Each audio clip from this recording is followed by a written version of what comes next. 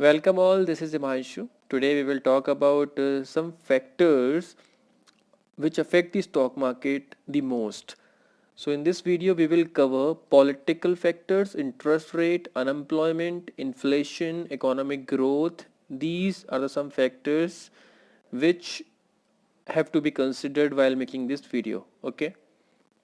So first question which arises is, how does politics affect the stock market? Answer of this question is, politics is the most significant factor that not only affect the single company alone but the entire market as a whole. Okay. For example हम ये जानेंगे कि politics कैसे affect करती है stock market को. When legislation which is not favorable to a particular industry is passed, suppose एक wages में एक्ट में चेंजेस होते हैं, एक लेजिस्लेशन पास होता है, अमेंडमेंट एक्ट पास होता है and which is not favourable to the particular industry which is जो कि जिसमें लेबर एंगेज रहती है. ठीक है, तो वो जो होगा मार्केट सेंटिमेंट जो होगा उसको भी ख़राब करेगा, इन्वेस्टर्स के सेंटिमेंट्स को भी वो पॉजिटिवली और नेगेटिवली इम्पैक्ट कर सकता है. So investors do not take this for granted. You have to be very cautious while selecting particular stocks. ठीक है ना, जो legislations पास हो रहे हैं उनको जो है वो किस इंडस्ट्री के फेवर में है, किस इंडस्ट्री के फेवर में नहीं है, you have to be very cautious about that. ठीक है, they start making investors start making their opinions on growth and profitability of that industry and the market starts falling. अगर लेजिस्लेशन फेवरेबल नहीं है किसी particular industry के लिए तो investors भी उस चीज़ को देखते हैं, they start making their opinions over it. ठीक है, और वो उस हिसाब से रिएक्ट करते हैं और मार्केट भी उसी हिसाब से रिएक्ट करता है. There are some other factors to in politics which can affect the stock market like elections.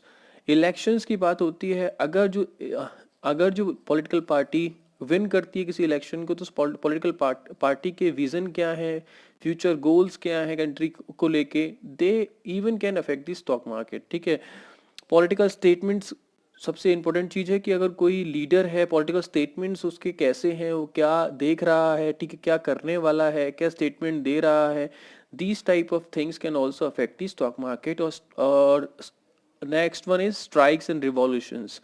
ये भी पार्ट है. ठीक है, अगर ऐसी स्ट्राइक्स होती हैं, रिवॉल्यूशंस होते हैं किसी इंडस्ट्री में, ठीक है, तो पर्टिकुलर इंडस्ट्री से बिलोंग करने वाली कंपनीज के शेयर प्राइजेस भी अफेक्ट होते हैं, तो ये आपको ध्यान देना है. तो we have taken the short view over political factors. Next point is, what is the interest rate? तो इंटरेस्ट रेट के बारे में हम बात करेंगे. Interest rate is the amount of interest due per period. एक अमाउंट है जो एक पीरियड पर ड्यू हो जाता है as a proportion of the amount lent. उस प्रपोर्शन में है जो कि अमाउंट लिया गया है, लेंट किया गया है, ठीक है ना, डिपॉजिट किया गया है या फिर बोरोड उधार लिया गया है, called the principal sum.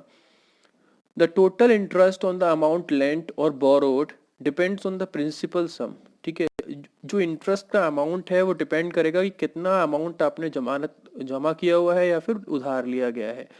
The compounding frequency और उसका जो पीरियड है, length of time over which it is lent, deposited और बोरोड.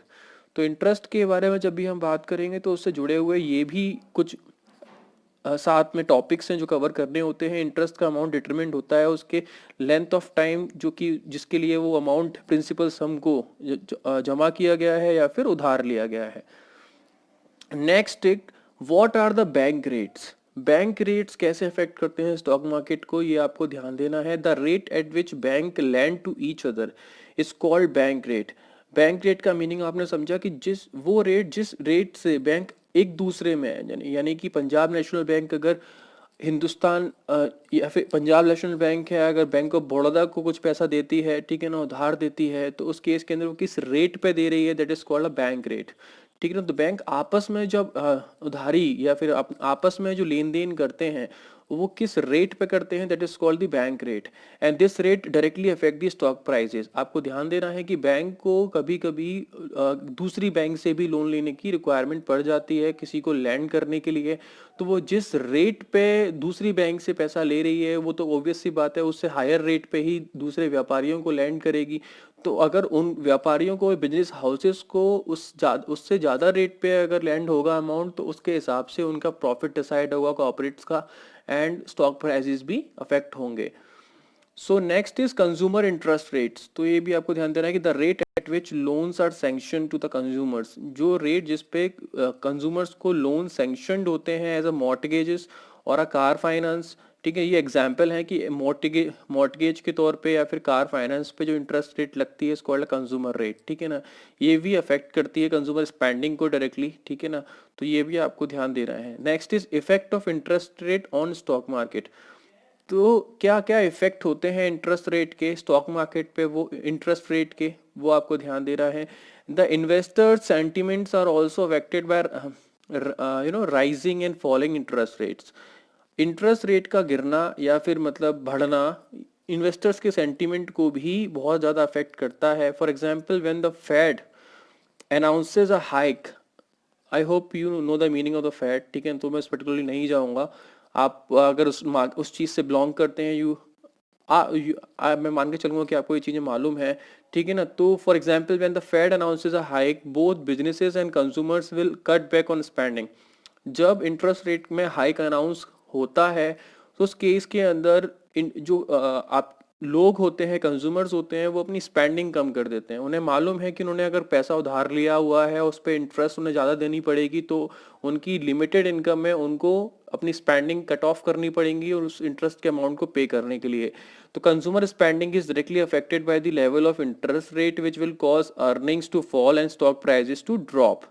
और ये बात भी है कि बहुत बिजनेसेस के केस में भी यही होगा। बिजनेस के केस में जो कैपिटल उन्होंने ली हुई है उधार, ठीक है ना, फाइनेंस लिया हुआ है, ठीक है ना, तो उस केस के अंदर उस पे जो इंटरेस्ट अगर हाइक होता है तो उस पे उन्हें ज़्यादा अमाउंट पे करना पड़ेगा comparatively to the previous period जब इंटरेस्ट रेट जो था वो कम था। और ये भी आपको ध्यान देना है, तो उस हिसाब से भी स्टॉक प्राइजेस अफेक्ट होते हैं। Next is how do low interest rates affect the equity market. Equity market जो है उसको लो इंटरेस्ट रेट कैसे अफेक्ट करता है। Investors get ready to take additional risk for higher returns in the equity market when bond yields fall.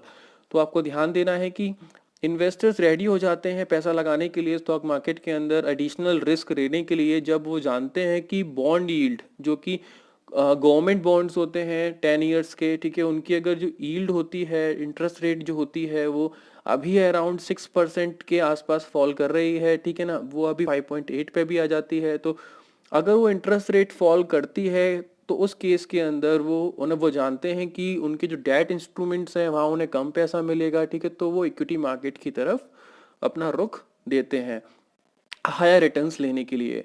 Next factor which affect the stock market is overall health of the economy, economic growth.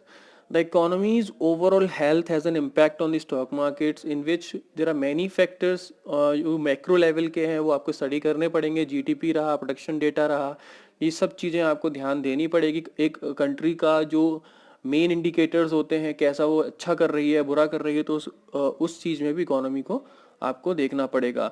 How does unemployment affect the stock market, main question which comes in our mind. बहुत सारे लोग ये पूछ रहे हैं क्योंकि मैं भी एक इन्वेस्टर हूँ, तो उस केस के अंदर मुझसे भी कुछ क्वेश्चंस पूछे जाते हैं कि अनएम्प्लॉयमेंट कैसे अफेक्ट करता है स्टॉक मार्केट को। तो आपको ये ध्यान देना है consumer spending is also decided by the wages and पे चेक्स पीपल रिसीव, ठीक है ना। तो जो लोग अपने पे चेक्स रिसीव करते हैं या फिर वेजेस रिसीव करते हैं एम्प्लॉयड होते हुए, तो वो उनकी कंज्यूमर स्पेंडिंग को डिटरमिन करती है कि उस हिसाब से वो खर्चा करते हैं, ठीक है ना। बट जब अनएम्प्लॉयमेंट होगा तो लोगों के पास पैसा नहीं होगा एंड उनकी कंज्यूमर स्पेंडिंग जो होगी वो भी कम होगी। The more people who are unemployed the fewer people who can spend money. For example consumer spending contributes to the 70% of US GDP. तो ये आपको देना पड़ेगा कि जीडीपी जो होता है वो एक मेन इंडिकेटर होता है एक इकोनॉमी का, ठीक है। तो जब वो जीडीपी का 70 से 80% की कंज्यूमर स्पेंडिंग से आ रहा है, तो consumer spending is the key factor while deciding the overall health of the economy. और इकोनॉमी अगर अच्छी नहीं होगी तो उसके स्टॉक मार्केट भी उस हिसाब से रिएक्ट करेगा। इन्फ्लेशन क्या है? Inflation is directly link to the level of consumer spending, hence it affect the stock market. आपको समझना पड़ेगा महंगाई दर जिसे बोलते हैं, अगर वो ज़्यादा बढ़ती है तो लोग अपनी स्पेंडिंग कम कर देते हैं। स्पेंडिंग कम करेंगे तो उस केस के अंदर जो है डिमांड कम आएगी, डिमांड कम आएगी तो फिर उस केस के अंदर प्राइजेस फॉल होते हैं, ठीक है ना। तो how does high inflation affect the stock market, ये भी बहुत इंपॉर्टेंट क्वेश्चन है जो आपको ध्यान देना है. If the higher inflation sustains, अगर बहुत बड़ी रेट पे इन्फ्लेशन है, ठीक है, तो उस केस के अंदर it pushes interest rate higher. Government क्या करती है, उस जो इन्फ्लेशन है उसको कम करने के लिए इंटरेस्ट रेट हाई कर देती है. इंटरेस्ट रेट हाई हो जाएंगे तो लोग पैसा कम लेंगे, ठीक है ना, बैंक से उधारी पे, और उस हिसाब से स्पेंडिंग भी कम करेंगे. तो उस हिसाब से जो अगर डिमांड कम होगी तो फिर इन्फ्लेशन गिरेगा, ठीक है, प्राइसेस नहीं बढ़ेंगे आगे. तो higher and affect market and increase in the interest rate will increase the borrowing cost. जब इंटरेस्ट रेट बढ़ती है तो बोरोइंग कॉस्ट, जैसा कि मैंने आपको बताया सरल शब्दों में, तो बोरोइंग कॉस्ट भी बढ़ती है for corporates, while lower demand will hurt growth in revenues. Borrowing cost बढ़ रही है एक जगह पे और लोगों की डिमांड भी कम आ रही है, तो उस केस के अंदर एडवर्स इफेक्ट होते हैं एक रेवेन्यूज जो होती है कंपनीज की, कॉर्पोरेट्स की, उस पे एंड ग्रोथ पे भी. This can also affect the sentiments of the investor as a whole, ठीक है, ये आपको ध्यान देना है. I hope you like this video. Thanks for watching and giving your valuable support. We are here to provide you the best content possible. Thank you very much.